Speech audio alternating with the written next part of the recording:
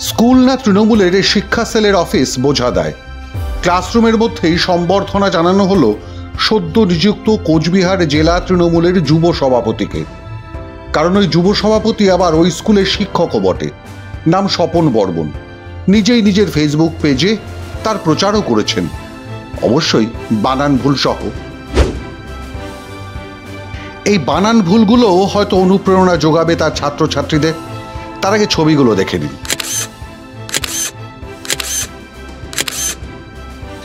এখানে সহকর্মী, শিক্ষক শিক্ষিকা যেমন আছেন, সম্বর্ধনা দিচ্ছেন, তেমনই আছেন স্কুলের প্রধান শিক্ষক, স্কুল পরিচালন কমিটির সভাপতিও, যাদের হাতে স্কুলের প্রশাসনিক দায়িত্ব। পোস্টের সময় দেখলেও বুঝতে পারা যাচ্ছে স্কুলের নির্দিষ্ট সময় ওই সম্বর্ধনা অনুষ্ঠান হয়েছে এবং তারপরেই ওই তৃণমূল যুব নেতা শিক্ষক এই পোস্টটি করেছেন। এর আগে অবশ্য 21শে জুন তৃণমূল কংগ্রেসের পক্ষ থেকে প্রেস বিজ্ঞপ্তিতে জানানো হয় কোচবিহারে তৃণমূল কংগ্রেসের নতুন যুব সভাপতি হয়েছেন স্বপন বর্মন। আর তারপর 24শে জুন নিজের ফেসবুক পোস্টে স্বপন বর্মন নিজেই পোস্ট করেছেন তার সাফল্যের ছবি, নিজের চাকরিস্থল জোরপাটকে উচ্চ বিদ্যালয় সম্বর্ধনার ছবি। স্কুলের প্রধান শিক্ষককে এ বিষয়ে প্রশ্ন করা হলে তিনি বলেন, এ কীর্তি নাকি তৃণমূল শিক্ষা সেলের। আমি প্রধান শিক্ষক হিসাবে বলবো, এই সংবর্ধনা অনুষ্ঠানটা শিক্ষা সেলের পক্ষ থেকে স্বপনবাবুকে দেওয়া হয়েছিল, সেটা অপ্রত্যাশিত ছিল।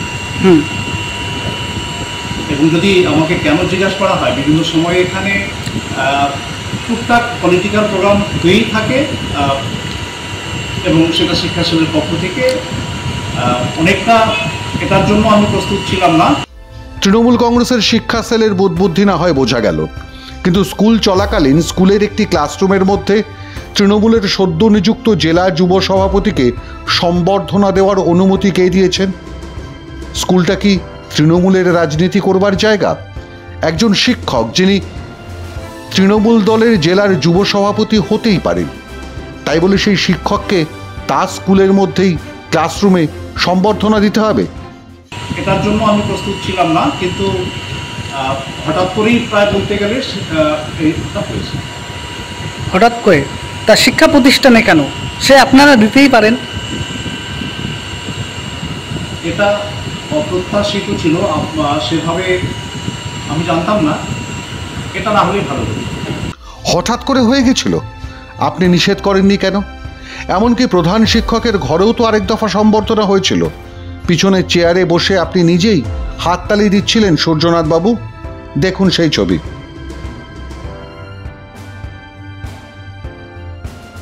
আর এরপরেও বলবেন হঠাৎ হয়ে গিয়েছিল? তবে গোটা ঘটনার নিন্দা করেছেন তৃণমূল কংগ্রেসের যুব মোর্চার সভাপতি প্রশান্ত বর্মন। এই পশ্চিমবঙ্গ সরকার শিক্ষাটাকে তো শেষ করে দিয়েছেন, তার সঙ্গে সঙ্গে যে স্কুলগুলো রয়েছে, যে স্কুল অফিস রয়েছে, সেটাকে তৃণমূলের পার্টি অফিসে পরিণত করেছে। আমরা এর তীব্র ধিক্কার জানাই। আপনি ছাত্রছাত্রীকে কি পড়াবেন? তাদের তো ভবিষ্যৎ অন্ধকার আমরা দেখতে পাচ্ছি। আরেকটি গুরুত্বপূর্ণ প্রশ্নও তুলেছেন এই প্রশান্ত বর্মন। স্কুল চলাকালীন ক্লাসরুমে তৃণমূলের যুবনেতাকে জেলার পদ পাওয়ার জন্য সম্বর্ধনা না দিয়ে বরং প্রাতিষ্ঠানিক দুর্নীতির কারণে চাকরিহারা শিক্ষকদের অবস্থানে গিয়ে সহমর্মিতা দেখাতে পারতেন প্রধান শিক্ষক, যেতে পারতেন বিকাশ ভবনের সামনের অবস্থানে। যে শিক্ষক ওখানে ইনচার্জে রয়েছেন তাকে একটা কথাই জিজ্ঞাসা করতে চাই যে আপনাদের কলিগ যারা কলকাতার পথে পুলিশ প্রশাসনের মার খাচ্ছে, তাদের সহযোগিতা না করে আপনি তৃণমূলের নেতাকে অফিসে বসিয়ে উত্তরীয় পড়িয়ে ফুলের তোড়া দিয়ে সম্বর্ধনা জ্ঞাপন করেন। তৃণমূল যুব কংগ্রেসের জেলা সভাপতি নিযুক্ত হওয়া স্বপন বর্মন তার ফেসবুক প্রোফাইলে লিখেছেন যে তিনি মাথাভাঙা কলেজে পড়েছেন 2009 সাল পর্যন্ত। আবার ঠিক তার নিচে লেখা নর্থ বেঙ্গল বিশ্ববিদ্যালয়ে পড়েছেন 2006 থেকে 2009 পর্যন্ত। কোনটি সঠিক?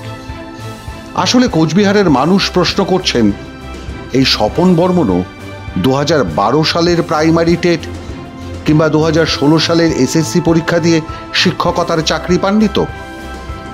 মাধ্যম ব্যুরো রিপোর্ট।